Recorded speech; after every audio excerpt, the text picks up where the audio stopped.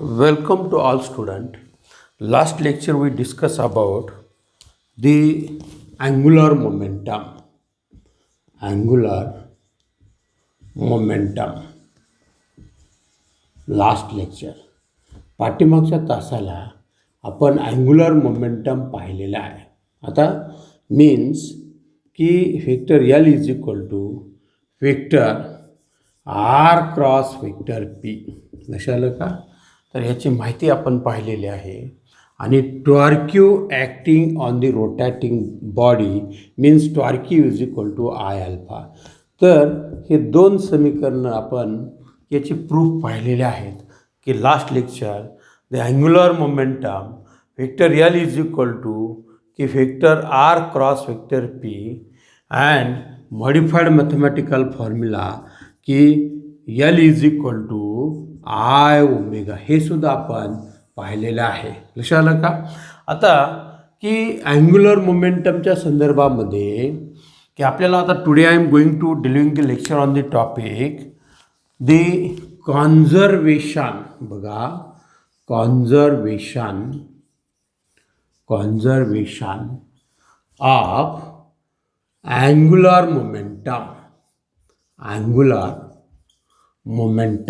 लक्षात आलं का? की conservation of angular momentum means today I am going to deliver the lecture on the topic the conservation of angular momentum. आता first one की बघा की आपल्याला माहिती आहे की translational motion and rotational motion. बघा, लक्षात आलं का? आता translational motion means there produced the S or X means displacement. In rotational motion, there produced the d theta or theta means it is called as angular displacement and it is called as the linear displacement. Therefore, phi is equal to dx by dt means we call it as linear velocity and omega is equal to omega is equal to d theta upon dt means it is called as the angular velocity. Linear acceleration a is equal to dv by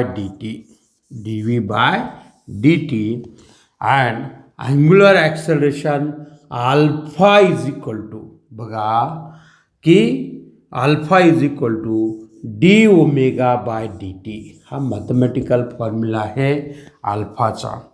therefore according to Newton second law F is equal to M A. इथं second law apply होतो की translational motion और linear मोशनमध्ये F is equal to M A and here is the torque is equal to I alpha. लक्षात आलं का? And here is the P is equal to की linear momentum means mv and here is the L means angular momentum. L is equal to I omega.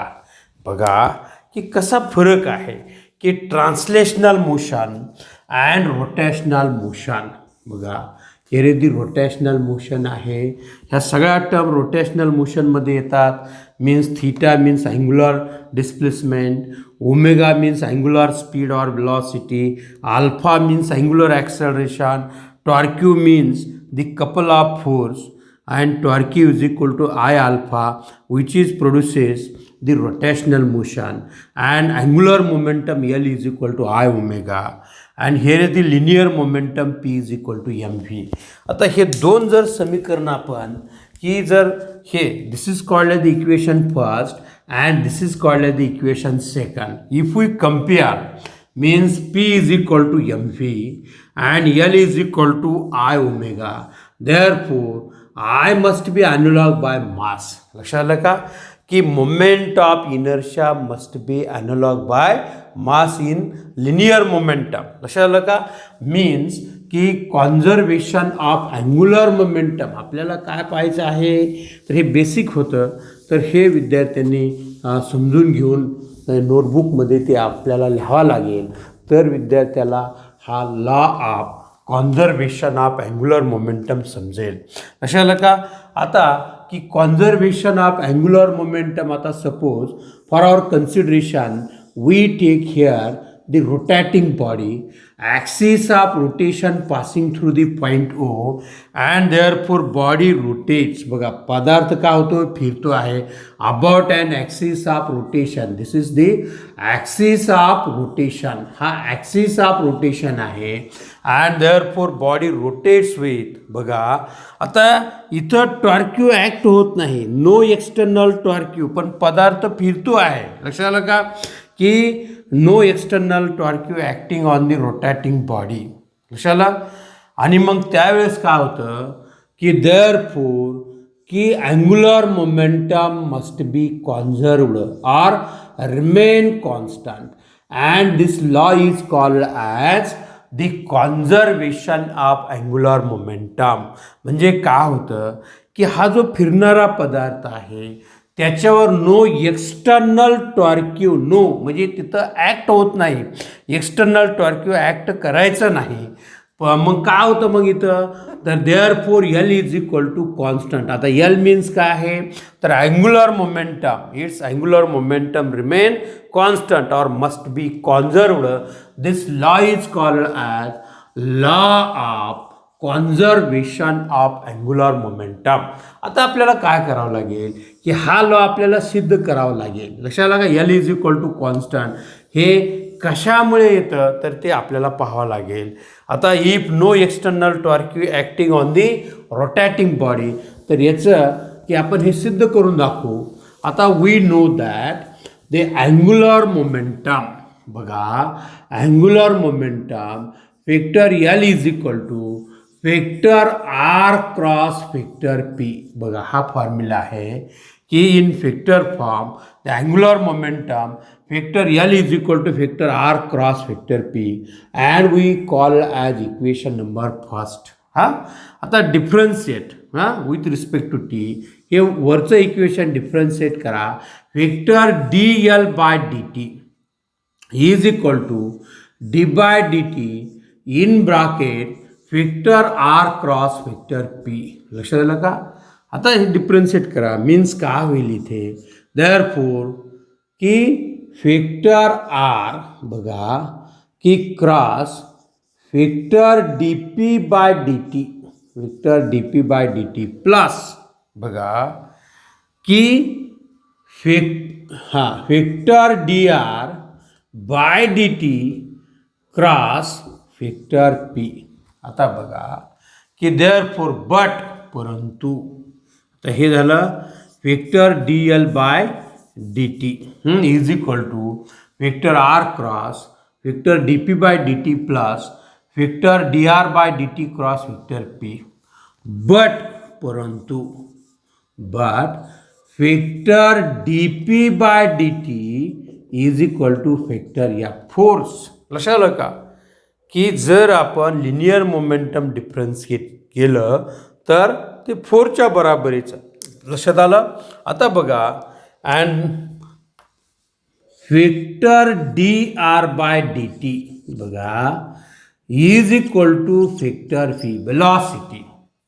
काय vector D R by D T is equal to काय आहे की vector V means velocity and vector P is equal to, बघा M V means M cross vector V आहे. लक्षात आलं का?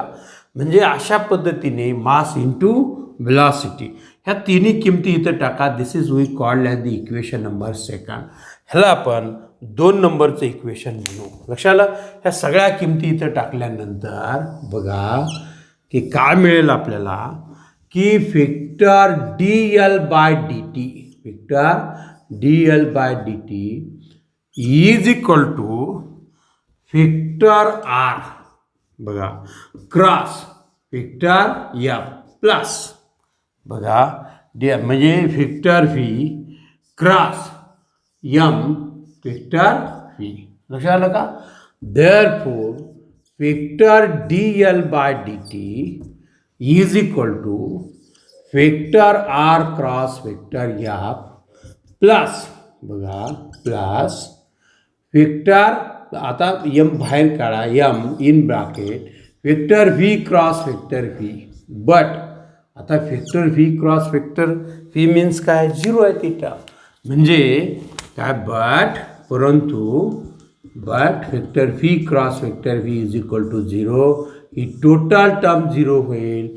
दिस mean that बघा vector D L by D T is equal to vector R cross vector F. लक्षात आलं का. And plus 0. आता पुन्हा की torque is equal to vector torque is equal to vector R cross vector F. लक्षात आलं का. मग हे टॉर्क्यूच्या बराबरीचं आहे. Means vector D L by D T is equal to torque. हां, but no external torque acting on the rotating body. This factor must be 0. No external torque acting on the rotating body. म्हणून dl by dt. म्हणून therefore काय होईल की dl by dt is equal to 0. कारण torque is equal to 0 आहे. म्हणून dl by dt is equal to 0. L is equal to 0. This means that L is equal to constant. आणि L means काय आहे की constant. And this law is called as law of conservation of angular momentum. आता याचे आपल्याला example घ्यायचे आहेत की law of conservation of angular momentum. आता पुस्तकामध्ये आपल्याला की बॅलेट डान्सर टेबलवर नृत्य करणारी नृत्यांगना एक्झाम्पल आहे. बघा एकच एक्झाम्पल घेऊ, लेक्चर मोठा होईल. हां, तर की देअरफॉर की here is the rotating table आहे for our consideration. First table, हा टेबल का होतो आहे की फिरतो आहे. लक्षात आलं का. देअरफॉर टेबल आहे, टेबल. लक्षात आलं का. अँड हिअर इज दी की अनदर टेबल आहे फॉर आवर कन्सिडरेशन. तर here is the another table आहे, दुसरा टेबल आहे हा. अँड आता हे बघा हा टेबल का आहे, फिरतो आहे हा सुद्धा. लक्षात आलं का. दिस टेबल रोटेट. हा ओमेगा 1 आहे. Here is the also omega 2 आहे फॉर आवर कन्सिडरेशन ओमेगा 2. की बॅलेट डान्सर आहे, की टेबलवर नृत्य करणारी नृत्यांगना आहे. की सी दिस फिगर. हां, आकृती बघा. फर्स्ट वन की ballet dancer start her dance on the rotating table and her hands must be काय क्लोज टुवर्ड्स हर बॉडी. लक्षात आलं का. तिचे जे हात आहेत हा तिच्या शरीराकडे आहेत. लक्षात आलं का. And therefore at that time the I1 means the moment of inertia. बघा means axis of rotation passing through in this manner. And weight means काय, it is in the downward direction आहे.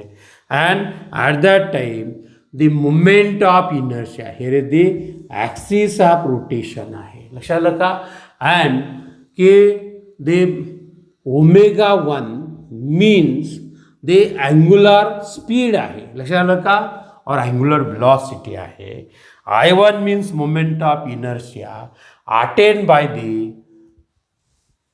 Ballot dancer. अँड देअरफॉर आता बघा second फिगरमध्ये की ballet dancer काय करते की outstretched हर hands. बघा legs and hands outstretched her hands at that time. बघा हां, here is the omega 2 means angular speed आहे ओमेगा 2. अँड I2 मीन्स काय आहे, मोमेंट ऑफ इनर्शिया. लक्षात आलं का. Attain by the ballot dancer. आता बघा की तिने अशा पद्धतीने हात काय केलेले आहे, आउटस्ट्रेच केलेले आहेत. त्यावेळेस की मोमेंट ऑफ इनर्शिया I2 आहे. आणि तिने सुरुवातीच्या कंडिशनमध्ये हात असे काय केलेले आहेत की टुवर्ड्स हर हँड्स म्हणजे her body means the I1 means moment of inertia आहे. आता question arises here, which moment of inertia must be greater. बघा या दोन आकृतीपैकी की कोणता मोमेंट ऑफ इनर्शिया कुठली आकृती म्हणजे ग्रेटर दर्शवते, तर की I2 बघा, I2 is greater than I1 बघा. म्हणजे moment of inertia in second figure is greater than the moment of inertia in first figure. कशामुळे, तर ही बॅले डान्सरनी तिचे हात तिच्या शरीराकडे घेतलेले आहेत, त्याच्यामुळे की ω1 इज ग्रेटर दॅन ω2 बघा. ही फास्ट टेबल फिरणार आहे, कारण रेजिस्टन्स कमी होतो इथं, म्हणजे मोमेंट ऑफ इनर्शिया इथं काय आहे, कमी आहे, रोध कमी आहे. लक्षात आलं का. आणि म्हणून की ω1 का होतो, की हा फास्ट फिरतो हा टेबल. आणि दुसऱ्या केसमध्ये की मोमेंट ऑफ इनर्शिया काय आहे, की जादा आहे, म्हणून तिथं की अँग्युलर स्पीड काय आहे, की कमी आहे. म्हणून इथं लिहिलं आपण की I2 is greater than I1 and ω1 is greater than ω2 means बघा L1 is equal to L2 is equal to constant according to law of conservation of angular momentum. पहिल्या केसमधलं L1 बघा, पहिल्या केसमधलं L1 आणि दुसऱ्या केसमधलं L2 काय आहे, सारखंच आहे and it is equal to काय आहे, कॉन्स्टंट आहे. म्हणून आता इथं L1 मीन्स काय आहे बघा, L1 मीन्स काय आहे, तर L1 is equal to I1 ω1 and L2 is equal to काय आहे, I2 ω2 आहे. म्हणून according to law of conservation of angular momentum, L1 is equal to L2 is equal to constant or must be conserved. Therefore, I1 ω1 is equal to I2 ω2 is equal to constant. लक्षात आलं का. हे उदाहरण आहे. लक्षात आलं. म्हणजे विद्यार्थ्यांना law of conservation of angular momentum माहिती पाहिजे. If no external torque acting on the rotating body then the angular momentum must be conserved or remain constant. ठीक आहे. आय स्टॉप हिअर आणि इथं हा की पॉईंट संपून जातो.